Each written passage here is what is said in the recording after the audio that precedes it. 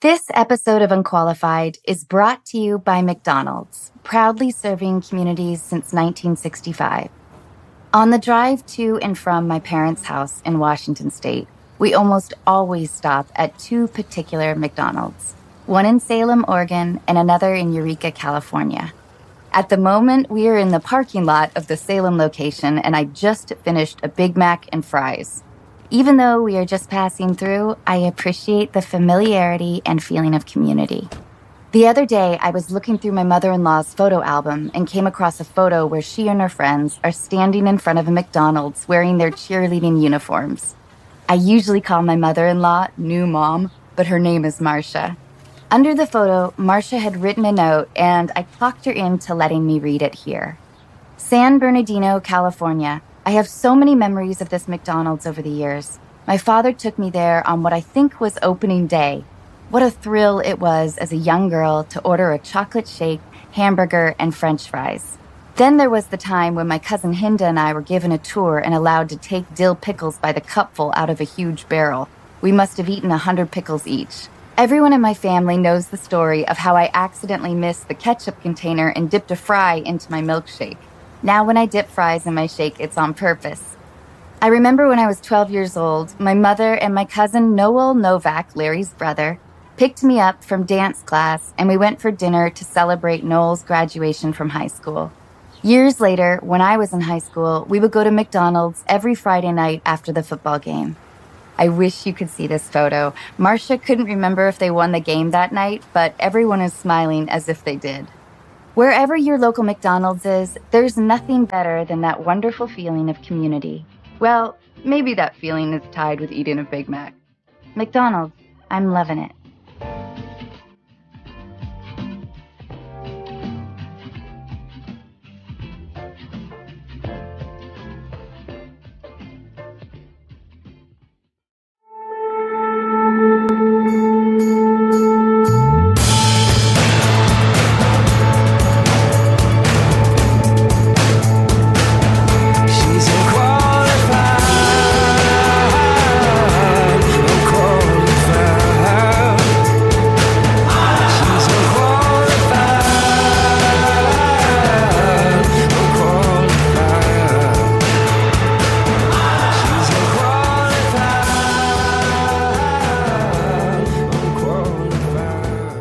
Okay, so we're going to do a caller right now. Okay, great. This is a little different. This is for a while now. We've been doing this for about 6 months, and every call has been something to do with either relationships, love, but now we are actually kind of we've expanded it. So now we are doing relationships, not just romantic relationships, but all types of relationships, whether it's with your family or That's good. coworkers. So you are our guinea pig. This is the first time we are going to try a call with something other than romantic relationship. And let's see. Guys, I'll cut this part out. Cut it. Keep going. You don't have to cut it out necessarily. Keep talking while I fix this part. Our listeners want to hear how you fuck up all the time. No. We do have a running. I thought I was going to talk way more about my sex life than this. And I totally. Really? Yeah, I did. We've been trying to, I don't know. To calm down on the sex life. A little bit. Yeah. I mean, I don't know. I don't know. Have we been? I don't know if it's actually been conscious. Sorry? Oh, sorry. So he can only focus on one thing. Focusing on getting that. Yeah, that's good. But do you want to talk about your sex life? Let's talk about your sex life. Okay. How often do you like to have sex, James Gunn? In a long-term relationship, every other day, I find it. Oh, that's nice. Yeah. All right. Yeah. It's always every day, and then it's maybe a couple times a day, and then it's Well, every other that's day. a lot, though. You're directing a movie. I mean, I'm just saying, twice a day. Yeah, I mean, my girlfriend's shooting a TV show in Memphis right now, so I can't do that. Well, I guess I could, but I couldn't do it and feel good about myself because I'd be having sex with people other than my girlfriend. Do you ever feel guilty if you've gone? Because we talk a bit about on our podcast about how like there's a different kind of sexual pressure put on men. Of course, I mean, it's just different. But do you ever feel like if you don't have sex, if you don't have if you're not like all over your girlfriends, that I don't know, that you feel less of like. Oh yeah. Yeah, if you don't have sex and then you feel like you're not that. Well, yeah, because we talk about this as like how I have a lot of friends, female friends, that feel kind of blue when if they have a higher sex drive than their husbands or boyfriends. I think that's a pretty common thing. I think so too, but we never talk about it. Well, and also it's always like one or the other is going to have a higher sex drive. Right. So it's very like every other aspect of life. I think it's uncommon that you're going to be exactly evenly matched. And not only that, even if you have exactly the same sex drive, there's going to be times when either one of you want to have sex and the other one doesn't. And so that's going to be a problem. But I do think that for a man, I don't want to say it's more difficult than a woman, but there's certain, physical demands on a man that are, you gotta perform. Right. You gotta and that's a perform. lot of, You got to get the blood pumping. Yeah. So that can be a difficult thing. But I think it's unfortunate that we don't talk about it as much as we should, because I think that it makes both parties feel bad when there's the societal expectation of a man supposedly, in a woman, like, the old sort of standby of like what you see in the sitcoms back in the day of like a man like, I want to have sex with you, and she's like, I have a headache, and you sort of internalize that. That's what you think it's supposed to be, right? Yes, I think that's totally true. So you think that you're a failure either as a man or as a woman, right, when it is the other way around, which is just as likely to be as the other way. Yeah. So I don't know. We're gonna start the hashtag. I don't even know what a hashtag. I don't even fucking know what a hashtag is. I don't know what a hashtag discussion is. I don't understand what the thing is. And I also think that does a spiral. That's a spiral then, because then if the dude feels uncomfortable, then he's going to be more uncomfortable and be less likely to feel desire, or the woman. I mean, either way, it's going to be exactly the same thing. It's going to be very, very difficult no matter what. And as a woman, you internalize it. You're like, I'm not hot enough. He's not thinking that, whatever. And I think we feel rejection around sex so easily anyway. It's so easily to feel rejected, whether you're a man or a woman. And if you make a move towards your partner and they're like, then you're like, oh, I suck. I'm fucking ugly. But see, my argument though would be that men are a little more emotionally adjusted to the idea of rejection. I'm not. Well, I hate it. You're a good man. That's good. I think it's terrible. No, I think it's been a wonderful. big. I think it's I've never liked being. How do you handle it? How do you handle rejection? I don't like it. I mean, how does anybody handle rejection? It's like I feel very uncomfortable with being rejected. I have a thing with my entire life where, and this is like taking out of sex into writing, which is probably just a much easier thing for me to discuss. But like when I was younger, I would write a screenplay. I would show it to somebody and they'd say to me, it's really good. And I'd go into a depression because I'm like, they didn't say it was great. Right. If they don't tell me it's great and they don't tell me it's the greatest thing ever, I feel like a failure. And I think that's the same is true about sex, unfortunately. If I don't feel like I've just given that woman the best orgasm of her life and she's like, her eyes are bleeding, then I feel like I've totally not, I suck. It's all competitive But to that's me. so interesting because it kind of goes back a little bit to what you were saying about how you kind of were proactive in your defeat. You were rejecting the industry before you got Guardians, before it could reject you. I think that's true. I also think I just thought that the amount of big director jobs were so few and far between that I was doing that. It was also pretty logical because, now there's only, the studios put out a few movies a year where they used to put out 25. Yeah.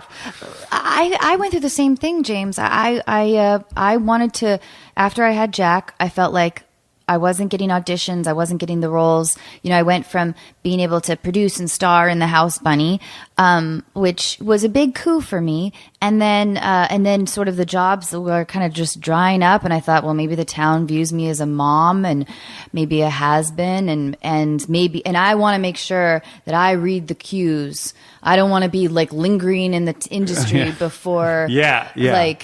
And so and Chris's career was going well. So after, 4 months of Jack's life, I was like, I think I'm going to step back.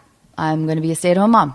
And maybe I'll do some small town theater here and there so I can satisfy my artistic needs or whatever. But I really wanted to make sure that I was one step ahead of getting rejected. Yeah, I get that. Yeah. And then, I got mom and sort of anyway. But I think I'm like that in relationships. Yeah, I think that I would be like that in relationships. Yeah. I'm like, I'm not going to get rejected. Yeah. It's not going to happen. So let's get out of here. I see the signs. And your partner's like, what signs? No, there's no signs. There's no signs. Yeah. But anyway, sex. Okay, Sam, are you ready? No, whenever I want to. Oh, okay. I'm enjoying this conversation so much. So, but I love it that I don't know. I think, but I just think that I want it talked about more. Sort of the idea that the different kinds of societal pressure that we've been sort of ingrained, especially people our age. I don't know what people in their 20s. I don't know. A friend of mine told me that who's in her 20s told me that like all her girlfriends are totally comfortable with having sex with like many people. They don't really, which I love that idea. If I could have that kind of, I just wasn't raised to have that kind of openness towards sexuality and not take it to an emotional place. Right. I do. I just can't help it. Yeah, I do. I was always comfortable with whatever. I don't think I'm comfortable with. I don't know if having many partners is the same as being comfortable with sex. You know what I'm saying? Because I think I've always been comfortable with having many partners. When I'm single. But I that doesn't mean I still have issues. I was raised Catholic. I was taught sex was bad, basically. So I don't know how much of the many partners actually was a reaction to those feelings in the first place, just taking it in a different direction, if that makes sense. Oh, completely. Yeah. Completely. Yeah. No, I was not raised very religious at all, but I was definitely like, my mom was raised in an environment where virginity was prized. Yeah. And so she raised me like that. Like, interesting. Your virginity is of the utmost importance. It's always interesting, though, because lots of people are raised like that, and they just don't listen. I didn't listen. Yeah. but I did, though. I didn't. You listened to parts of it. I listened, but it ingrained something in me that if I had a daughter, and I love my mom, and she did an unbelievable job, especially considering her circumstances, with what she was raised with. But if I had a daughter, I wouldn't raise her in exactly that same way. No, I wouldn't say. I would want a little bit more of like a help, because for so long I wasn't happy in sex. Yeah. Because I felt I was so blanketed with guilt. I was talking about this with my driver and my associate producer Simon. We were driving the other day, and I think that there was a time, and this isn't totally true, but there was a time when I was very late in life, and I had sex with this woman, and I went into the shower and started crying because I was like, I think I enjoyed sex for the first time. I think that until that point, it had been 100% about pleasing whoever was there, because I am like so show business to my core that I think it was very difficult for me in sex to be like, hey, I this is such a weird thing for a man to say, but it's so, I think I can enjoy this too. You know, I think I was always just completely focused on being the best, that enjoying it as a process wasn't something on my mind. And it was pretty late in life. Well, you kind of have to, with sex, you have to shut off the active parts of your brain, which is really hard for me. And you have to sort of tap into that thing that happens when you're almost like an athlete or something. Like, you have to release everything else and be right, like become sort of, I don't know, get to that base. I think I was able to do that, but I think it was too much like being an athlete. I think it was like playing football. So it was like, I'm just doing the best job. I'm keeping my eye on the prize and just doing the best job possible. There was no thought of my own pleasure in the process at all. So how did it This is a crazy thing to talk about. But how did it feel the first time you figured it out? Like, oh my God, I can really enjoy this. It was amazing. I mean, did it change sex for you after that? It changed sex for me. Yeah, do you think it was about me. her, or was it just the time in your life? I think it was the time in my life. Yeah, I think it was the time in my life. I think it was part of it was her, but a lot of it was just I was ready for that. Yeah, and I think that because I've worked so hard my entire life, like I started working, I'm like I want to. I didn't have a regular. I went to college. I went to grad school. I didn't have a regular experience with any of those things because the whole time I was just completely focused on being successful, and that's what I did with my entire life. And then there came a point in my life when I was like, that's all I've done. I never did those things that other kids did when they're 19 and 20 years old and go to school and just have a lot of fun. Because even back then, I was so focused on being successful that's what I did. And I think there was a time when I sort of experienced my college years, in my late 30s, But that's the kind of the amazing thing about LA is that it draws people like that, like you and like Chris and I and Sim, and like, because it takes so much hustle and so much it takes so much ingenuity to figure out. There's no, it's always when people ask me, oh, how my daughter wants to become an actress or whatever, or like what would you recommend? It's like, well, audition for community theater. Yeah. Like this, there's no ladder. There's no this. There's no special number that I can give you that's like ding. And it's truly, it takes so much because there's so much rejection, so much drive. I was always an outsider too. And I feel like that is, it's like you owning your own business, but it is something that you have to have.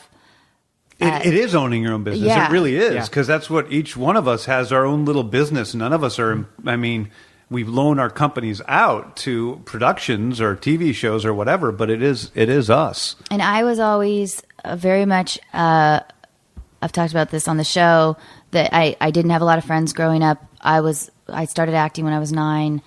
That was sort of my world. I kind of got made fun of it.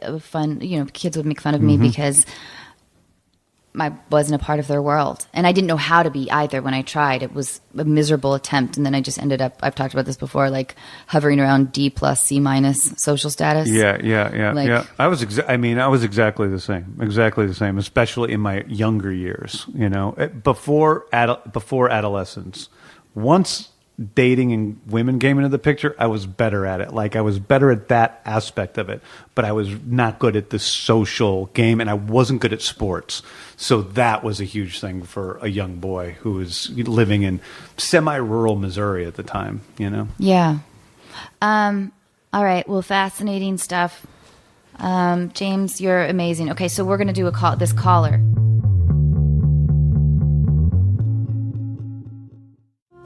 This episode of Unqualified is brought to you in part by Osea. Wondering what to gift your friends and family this holiday season? Female founded over 25 years ago by a mother and daughter team, Osea's award-winning cleansers, serums, face moisturizers, and body products give you the results you want. Skin that looks and feels amazing. I recently got to try Osea's new body butter, which, like their now famous Undaria algae body oil, transforms dry skin without being greasy, has the same incredible scent, and leaves your skin soft, smooth, and healthy looking. If my experience is any indication, you can count on your partner giving you a lot of compliments. This holiday season, stock up and share your new favorite clean skincare and body care with your friends and family. Unqualified listeners get 10% off your first order with promo code ANNA at OseaMalibu.com. You'll get free samples with every order, and orders over $50 get free shipping. Gifting is always easier if you start early, so head to OSEAMalibu.com. Use code ANNA. This episode of Unqualified is brought to you in part by State Farm, and in honor of their surprisingly great auto insurance rates, I'm going to tell you about a particularly surprising day on set. It takes me a long time to read a script. For almost every line of dialogue, I will stop to figure out why my character would say it, how it fits in the conversation, and how it's going to come out of my mouth. Between the lines, there are larger chunks of text which describe everything else happening in the scene.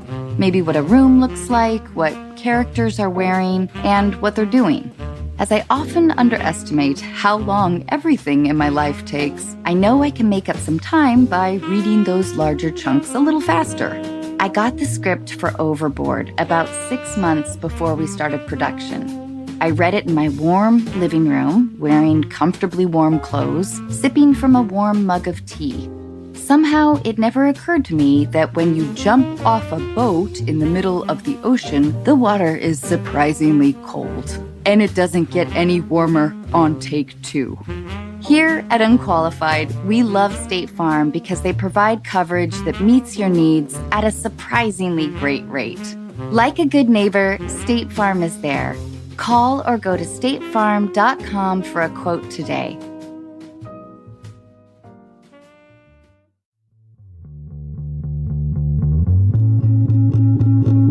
And I don't know anything about the caller. Oh. So we're Could be a psychopath. learning about this together. Okay, good. We're just going to give said caller your address. Wow. Come on over. James, you're just fantastic, though. I just truly I can't thank you enough for doing this. You're fantastic. Hello. Katie. Hi, Sim. Hey, Katie. Hi, Katie. Katie, Anna's here. Hi, Anna. And James Gunn, the director of Guardians of the Galaxy and Guardians of the Galaxy Volume 2, currently in production, is here with us right now as well. Hi. Oh, cool. Hi. Hi, Katie. Hi, everybody. Thanks for submitting a question. So, Katie, Oh, no problem. Katie, you recently reconnected with your birth mom, and now you need some advice. Tell us what's going on. So, about 2 years ago, my mom, so I don't want to sound really like stuck up or anything, but just to clarify, whenever I say mom, I'm going to mean my adoptive mom, and then I'll just refer to Kim as Kim. But my mom was diagnosed with cancer, and it was really scary, and I didn't have any family history. And for a while, my husband had been bugging me, saying I should, but he's like, aren't you interested in knowing who she is, what she's like? So after that health scare, I decided to contact her. And she actually reached out to me the day after my wedding. So we've been communicating for about a year now, and she's just been so eager and she's very nice. She wants to get to know me. She says like she loves me and stuff, but I'm not there. I don't feel like I know her that well. I've only known her for a year, and she's kind of just a stranger to me. So I'm not sure what to do. She's tried inviting herself to some of our like family functions, and my parents don't really want that, and I don't really want that either. Like I haven't told anyone other than my immediate family and friends. Katie, I think her. it's you might. Can I give advice? Yeah. Yes, please. That's why I called. Okay, I have a lot of adopted people in my family, and okay. And I think that the main rule of thumb is there is no rule with this type of stuff, but except for this one rule, which is it's about you. Even though you're a full adult, you're still a child in this situation. You're still talking about someone who's your birth mother and someone else who's your mother. And you need to do what you feel best doing. And if that means you feel guilty by not being in as much contact with your birth mother as she wants, that's completely okay. And if you're looking for somebody to tell you that that's okay, that's completely okay. That is not your responsibility. Yeah. Your responsibility is not her. Well, your responsibility is you. Let me ask you this. Do you like Kim as a person? Would you say choose her as a friend or? I don't know. I feel like I don't know. I don't think I look like her at all. I don't really act like her. Does your mom feel, and your mom sounds like an amazing person, do you ever pick up on any undercurrent of your mom feeling a little bit threatened at all? Yeah. Yeah, I think, at first it was more my mom. Like, I actually did meet them. I went out west and met them. And we spent the week. I brought my husband with me, so I wasn't by myself. And it was nice. And I see how some of my personality, I get that from her a little bit. I kind of look like her other daughters somewhat. But other than that, I don't feel like any kind of connection. But I didn't tell my mom originally. That's not a very deep connection to feel like you kind of look like her daughters. But you know what's tough? Well, yeah, but I felt like maybe if I did look like her, I'd be like, oh, yeah, that is my birth mom. But I don't. So, it's weird. Katie, I feel like you are in a really tough position because you have two really strong parties wanting a lot from you. You have your birth mom wanting a relationship suddenly that's fulfilling something, she wants the daughter that she that she probably but she wants a daughter that she hasn't spent a lot of time with in her life. She wants that. And then you've got your mom who is feeling vulnerable and scared, partly because of the health scare and also just because she just doesn't want to lose you. You're married. I don't know if you have kids, but you probably have a lot of time. No, see, and that's another thing. I don't have children, so I feel like I can't empathize with her. I couldn't fathom what Kim has gone through. But actually, my mom and her are becoming friends. Oh, this is key. They talk on Facebook and sorry, I didn't mean to yell. This is great, Katie. This is the key, I think. This is the key, okay. This is the key. Like gently encouraging a friendship between these two women who love you very, very much, I think will be hugely healthy for you. But Katie doesn't sound like she wants anything to do with exactly. it. I don't know if that's the way to go here. Because they don't. There is no magic. I mean, there is no magic connection between birth mother and child. I mean, she sounds like. Thought there. Yeah, you thought there would be. You thought you'd feel like what mothers say they feel like when they see their child come out and they feel this instant connection. That you'd feel this connection, and instead, to you, she's just a person. This woman that wants to be a part of your life, and you're like, I got a mom. Well, let me first just say that I think James is completely right in that, Katie, you have to be really selfish in this journey, that it really is about you. But as a mom, I don't know. I can't imagine the heartbreak of going through. I know. I don't want to, Katie, I don't want to put any pressure on you because you do not need any more pressure in your life. But I do. I can empathize a little bit with Kim a little bit because I would just. I just can imagine how heartbreaking it would be. I kind of want to. I feel like I'm welling up a little bit right now thinking about it. But Well, that's the thing. I felt like, okay, this woman, like, she opted to give me up for adoption and go through with the pregnancy, and I owe her, and I feel like I need contact. You don't owe her. So, I'm the one that initiated this. She didn't go out and search for me. But I think that's the thing that's in your way, is you feeling like you owe her. Yeah. Because I think you could make a more rational, compassionate decision in this situation if you realized you don't owe her any more than you owe to any other human being as a compassionate human being. Right. So that's I think that's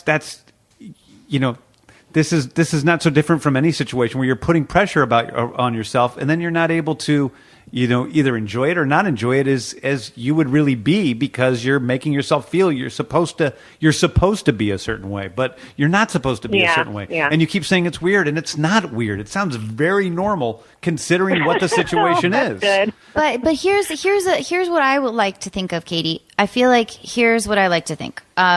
If your mom can get comfortable with the idea of Kim seeing you guys 2 or 3 times a year, if you guys want that, it seems to me that would be an amazing gift, if you felt like it, that you could give to Kim.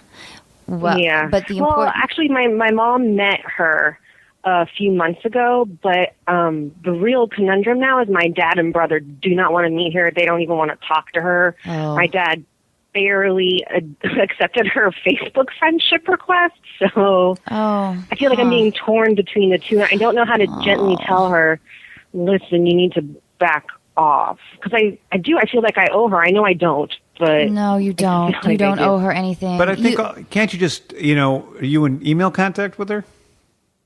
I'm sorry? Are you in email contact with her or text or? Oh yeah, we actually you might just have to traded cell phone numbers, so and we'll Skype occasionally, maybe like once or twice a month. You might just have to telling people this is why I'm happy that there's text and email, but actually composing a message that's kind, that is compassionate, that tells her the truth of the situation, which is the truth that your father and brother are uncomfortable with it, which she very possibly could understand. And being able to tell her that in a kind way through text or email, so that she's able to process that on her own without feeling pressured by you sitting there staring at her while you say it. could be a good thing. And maybe you could also add something like, Kim, because of all these circumstances and because of all the things, I don't necessarily want to cut off a relationship with you at all, but I need to ask for you to let me be the proactive member of this and wait till I reach out to you, or at least let me be the leader of this relationship. And hopefully she'll sort of back off. And if you later on feel like coming to her again, it's all on your terms though, Katie. And it kind of breaks my heart that you feel guilt and torn, because I don't know, that's what women, we kind of do that too. We are really good at doing that kind of thing. But, it's also, I think, good to separate, because you sound like you have a lot of drama of other people's feelings. You have your birth mother, you have your mother, you have your father, you have your brother. They all have separate emotions that are separate from yours. And your husband. And your husband. And I think a good place to start would be saying, outside of all these people, because you're worrying a lot about what they all feel and what they all think, for all of them.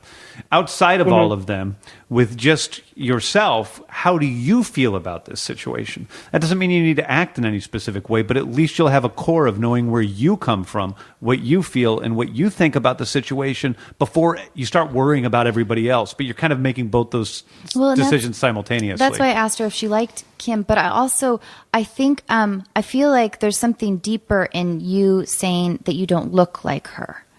Like there's something. Yeah, that I don't know means why that's something, such a big deal to me, but it is. I'm like, I don't know. I think it means something deeper. I think it means. But it could be. Do you like, feel? I thought it too when she said it, but I was like, is it? But I didn't say anything about it because I thought, on the one hand, that could mean she's kind of has some tenderness here of something she should acknowledge, that maybe she's subconsciously pushing away by going off this very sort of physical thing. The other thing could be that's her way of saying, I don't really want a part of this right now. Or like or like the disappointment too of Katie reached out to Kim. So the disappointment, maybe a little bit of like, I wish we had more in common. I wish I've been fantasizing about what this person would look waiting like. for that magic I moment. wish that I had more in common with her than I do. And I feel like it's almost my way of like justifying that I'm not hers. Right. Because I don't physically resemble her. So it's like, oh, okay, well, she's not. It's hard to come to grasp the idea that someone else could be my mother, I guess. I maybe I just wasn't really mentally prepared for it. Yeah. Well, who could be? It's like an impossible thing to prepare for. It's totally impossible.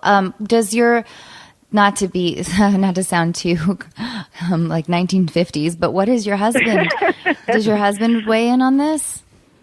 Yeah, he was really encouraging. He wanted me to do it if I really wanted to. And I think for people who aren't adopted, it's weird for them because they're like, what do you mean you don't know who your birth parents are, or you don't know who you look like, or I don't know. But I think he's trying to be on Kim's team a little bit, and he's a little more empathetic to her. Sometimes he says I'm a little mean the way I talk about her, because I think I try and like emotionally separate myself from it, but he's very encouraging. He does, Did you always know that you were adopted? Oh my God, I've known since I was like 2 days old. Oh, okay. Like every time I meet someone, like my fun fact about myself is I'm adopted.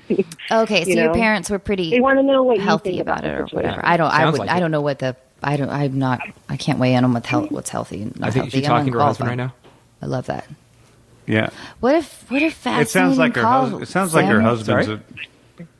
I'm sorry, guys, I couldn't hear anything. It sounds like your husband's a good guy. I mean, it's he's the one that in the situation he's got the least to win or lose, other than your own well-being. That's right. So if there's counsel there in your life, it's probably him. I mean, that's saying that without knowing anything about your relationship, which you never know what those things are. But it sounds. Do you know? Have you ever heard us, Katie, talk about? I haven't talked about it for a while, but how I don't really believe in what do I not believe in? Ghosts? No, it's not healing. Oh my God, what's the term? Closure. Thank you. Thanks, Amy. Closure. Did we talk about this before? Yeah, you've talked about that before. Yeah. Oh, thanks. I guess I'm not paying attention to this lovely, podcast enough. loyal listener. But I think I pay attention. But we think about like we all want that idea of closure. To me, for me personally, and I do believe that it's for most people too, that it's sort of an impossible thing to achieve. And so in your case too, this will never be a neat, tidy package, but I think James is right, is that it should be whatever you want it to be and not what anyone else wants it to be. And maybe, so how did it... Anyway, so maybe your father and your brother feel like, oh, they're being replaced. They somehow feel threatened. Because, and your mom, I know, just wants the best for you. So she wants you to be happy. So I really think that James is right. I think a long, honest email about how all these things have happened. You're still processing everything. Can you give me some time? And I'll reach out to you. And what do you guys think? I think also right. it's really important to take yourself outside of the situation for the moment and remember how fortunate and lucky you are that you have so many people in your life that love and care about you. And they are possessive of you. I'm possessive of you. Too many people. There are so many people out there that don't have that. And I feel very, very blessed, very lucky. Yeah. I think I think that just processing everything, and I don't think you have to give anyone in your life right now any answers, because you don't have them yet. And so you don't have to tell your brother or your dad that you're never going to speak to this woman again. You don't have to reassure your mom that she's your only mom. You don't have to do any of that right now at all. I think that you just need to regain control of the situation so you can move forward on your own terms. And I think part of that may be establishing with Kim, like, listen, because of all the emotions. And you don't think it's like too cold to... No. If it's done in a loving, you don't have to do it with love, but if it's done in a kind way. Truthful, compassionate. And who wouldn't be able to understand that? Of course, this is going to, and if she doesn't understand it, then that says a lot too. Yeah, that's true. That's very true. Well, Katie, please, thank you so much for asking us our totally. This has been one of my favorite calls. Me too. I appreciate the advice. It's nice to have like a third party who doesn't know me, who aren't trying to tell me what they think I want to hear. Well, good luck. So it's nice to get that. Katie, Thank you guys so much. Send me an email. Let me know when you're ready to. Let me know, and let me know how it goes, because I will. Yeah, I know we're gonna have a lot of listeners wanting to hear what happened. What happens with you. Okay. So when you're ready to follow up, let us know. Your husband, my love. Okay. Thanks. All right. Thanks, guys. Bye. Bye.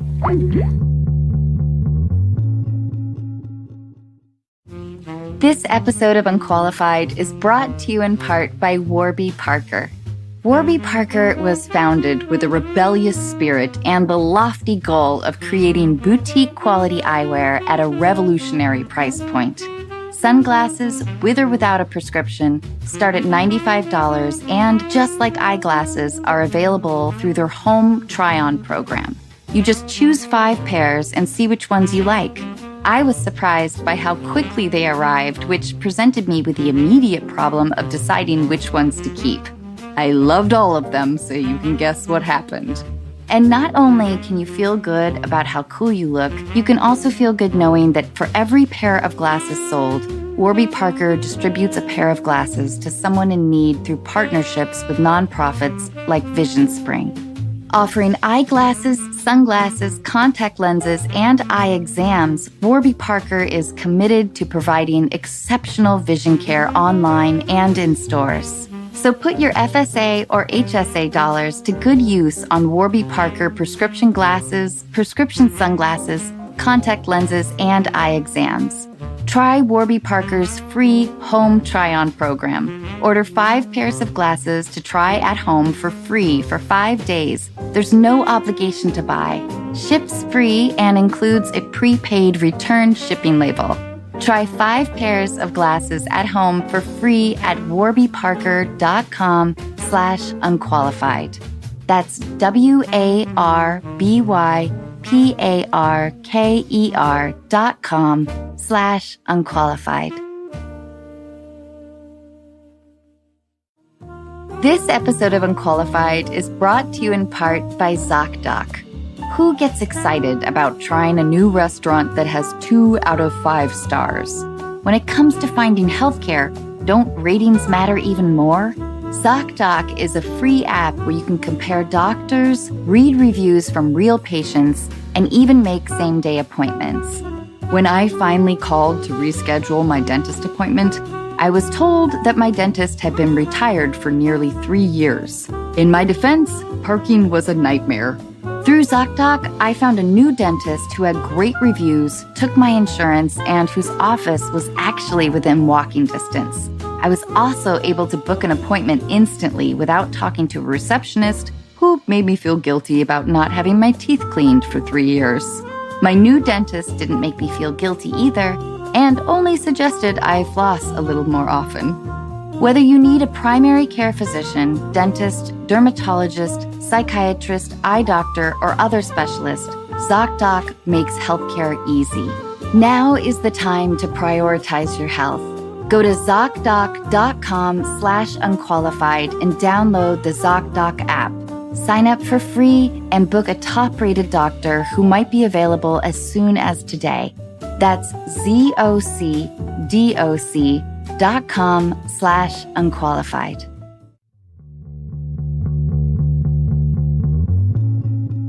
That was awesome. That was great. That was nice. Yeah. Man, I think, James, you gave great advice. Mm-hmm. You really did. You really did. Well, that's all. See, you're a flushed down the natural at toilet this. now with Guardians. Exactly. No longer give it. My cat is beating the crap out of my dog. James, right I now. have one last question before we wrap everything But up. I got a question yeah. about how many programs you have on your. That's you got. I know. I haven't. I need. That up, I need man. to clean that up. I've been really busy. His desktop has got 1,000 things on it. It really does. It's really embarrassing. I know. I have to minimize. This is the smallest the icon it goes. It's My cat's on your back, Anna. I love your cat. Hi, Emily. Oh, okay. Then 2 questions. Why Emily? It just seemed like her name. She was stray. She was outside my house crying in the bushes, and she came in and she was my cat, and it just seemed like her name. So, okay. My last question is this. So I've witnessed you as a director from afar, and you're a great director who commands respect. Because whatever. There's certain directors that don't necessarily, for whatever reason, command as much respect, and you respect certain aspects of their creative brain, but what I wanted to ask you was, what do you think, what does it take to be a good leader? And what are your thoughts about leadership? I'm sort of always fascinated by leadership. I think it's very different. I was talking about with our script supervisor Marty yesterday. I was talking about the different ways directors go about directing. And this is directing. This isn't leadership, I guess. No, but it's the same. It's the same. But, some directors they direct people. They have different people in different departments, and it's not, they're better. They have their storyboard artists who set up the shots, and they have their actors who do the acting, and they're very good at choosing and very good at pushing in slightly different directions. But they aren't as much about I guess you're always about a vision, but they aren't about the creative, imaginative aspect of directing. They're really about almost a producerial version of directing. There's some great directors like that, especially on big, big movies. For me, it really is about having that central concept and sticking to it. It's about that, and then pushing people past the point of where they think they're able to go. And so it's very much like being a physical trainer, and you're pushing people to do those extra reps. And with every single department, whether it's a production designer that's bringing me new designs, and I keep pushing them harder and harder and harder, either to get to something that I can't imagine that's greater than what they have, or to exactly what I imagine that they're just not there yet, or whether it's an actor who I just keep pushing harder and harder until they get to that emotional moment, or that true moment, or that funny moment. And so I think that it's really about just pushing yourself past the point. Then I have to push myself past the point where I think I'm able to go constantly. Well, I think it definitely says a lot in your work, because you do create you have characters in your big Marvel movies that, like we talked about earlier, that are really nuanced, that are really and you Chris was during the making of the first movie, we talked a little bit about how much he respects you in general, but how much he also respected your idea of in the world that you've created, respecting the rules and how you've thought about the minutia and how you've thought about like, okay, we can't break these rules. We can't and I find that fascinating that you have just filled your brain with the rules of the world. Yeah, people always ask me on Twitter these weird things about, where do you get Quill's batteries? And I'm like, well, it's all thought out. There's nothing that very rarely has there ever been a moment where somebody's asked me a question and I said, I have to make it up now, or, I don't know. Usually I always know what those things are because it's all very logical. It's not a real world. I mean, it's Guardians of the Galaxy is not true science fiction. It really is space opera. It's space fantasy, but it still has to be completely consistent and of itself within that world. Well, that's what makes you emotionally invested in it. I have there's an example of a movie for me. I don't know if I should say it, that breaks the rules that made me crazy, and I really wanted to like it, but I could not stop thinking about the rule breaking. Should I say what it was? Tell us what it is. Okay, it was World War Z. Oh, yeah. Which is a movie I really wanted to like. I like all the actors. I loved the big, but I couldn't quite understand the rules of the zombies. It felt like, why do their legs move really fast, but their arms are just flopping around? Yeah. And I don't know, and like the language or like I don't know. For me, well, I shouldn't. Do you want to tell me later? I can't. I'll tell you later. Yeah. Because I like the director a lot, and I actually think it's a good movie. But when they step outside of the rules, it really bothers me so much that I can't watch the movie. Maybe with World War Z, I didn't understand the rules. I might have some. There might be a floppy arm rule somewhere that we don't understand. That's the main thing about zombies: is they got fast legs and floppy arms. But a compliment to you is that I love it that you respect the rules. I think that as an audience member, it means you can really invest. Yeah. And that's. I believe in those characters. And I mean, you asked me about being a good leader or a good director. I mean, I think one of the first things is you have to truly believe in it. You have to believe in the characters. You have to believe in the project you're doing. And I've never been able to do something that I don't believe in. I'm never, I can't do, I get offered commercials and they pay you exorbitant amount of money for 2 days of shooting. I just truly cannot bring myself to do it because it's just not me. And it's like, I make enough money. I'm going to be able to pay the rent. It's just, there's things that just bother me. I can't do it. I can't go in and direct a script for a lot of money that I don't believe in. It's got to be something that I completely care about and believe in. Well, thanks to you, James, because my husband now has a healthy income. I hopefully can adopt some more of that mentality. Won't whore myself out to the industry anymore. Yes, I know. Yes, you don't make any money on your own. Without Chris, you'd be impoverished and living on the streets. Your mom money. Just need to supplement the income with this tin cup. No, but I've definitely taken. Can't pay the rent on my apartment in Silver Lake. But no, I've totally been like the whore of Hollywood. Like, I feel like I've totally taken jobs for money. It's not about taking jobs for money, but did you hate it? Well, there's definitely jobs I've taken, like, because, I want to continue to live, I want to be able to pay my mortgage. You know what I mean? Like, I love making money. I just don't like doing things for money that I don't want to do. And when I was a screenwriter, I started doing this thing where you get paid, $100,000 a week or whatever. And this is when I didn't have that much money to like rewrite a script. And at that time, that was a lot of money. And I did it. And I'm like, I can't stand it. And I won't say it's 100% because of my integrity. A part of it is simply my ego. A part of it was simply writing jokes or whatever for another script and then seeing some other screenwriter get the credit for that. I didn't like it. So part of it has nothing to do with my integrity. But I don't want to, there's things I don't want to do. And it's just, I get paid well enough. I don't need to go do a Mercedes commercial. But not knocking anybody that does, because I know a lot of directors that love doing commercials because, they love trying out new stuff and learning that stuff and, Darren Aronofsky, who I respect a great deal, and the Russo brothers, and these guys, they really are good directors who love doing that stuff for different reasons, and because they have fun making the money. Yeah. But I am terrible at doing things I don't want to do. I barely graduated from grade school because of the same thing. Where'd you go to college? I should know this. No, that's all right. I went to St. Louis University, and then I went to Columbia University for grad school. That old school, huh? Columbia. And what did you major in? Psychology, undergraduate writing. psychology, and English undergraduate degree, and but basically psychology, and then a writing degree from Columbia. MFA. Would you ever? Okay, so are you a fan of theme parks? Yeah, I love them. Okay, if you could make a movie out of a ride, of one of your favorite rides, what would the ride be?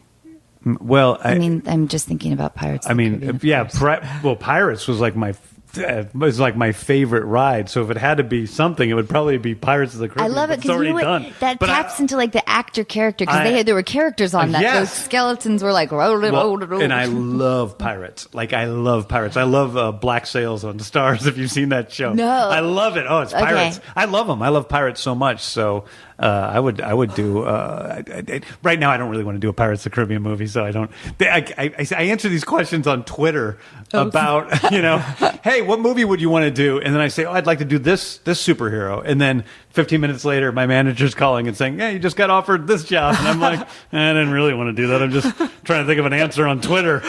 So it's like in that moment, I kind of wanted to direct that movie, but I didn't really want to direct it. I think we could come up with, so like 10 years ago, I pitched my agents, because this is what I would do. I would call them up like in the morning and be like, I had a great idea last night. And they would like sweetly, indulgently listen to me. Yeah. But I was like, Vikings. We got to bring back the Vikings. And now the Vikings are all over the place. Yeah, Vikings are, They're all over the place. I like Vikings too, but not as much as Pirates. I like Pirates more. I wonder if we But could there's a great, we make Hagar the Horrible jokes all the time on set. About, I'm trying to remember, now I've gone totally off track, but you remember Hagar the Horrible? The comic strip? He's a cartoon, yeah. Oh, yeah. And I'm always telling stories about, this great book I read, totally great photographs from that part of the 1500s called Hagar the Horrible, and we're talking about the history of Hagar the Horrible and his wife and his mean wife, and this is dying, but it's funny on set. I bet. Well, listen. Let's not end that way. Okay, but James, let's talk about Bukkake. Let's go back to the Bukkake. I want you to think of a Viking ride, though, because Vikings now they're all over the place. But a Viking ride. Yeah. So at some point, we can talk about it later. I just want to plant that seed because I was thinking we could do some kind of a Viking ride. Well, that's a great idea for Disney. Thanks. And I know some of the Imagineers.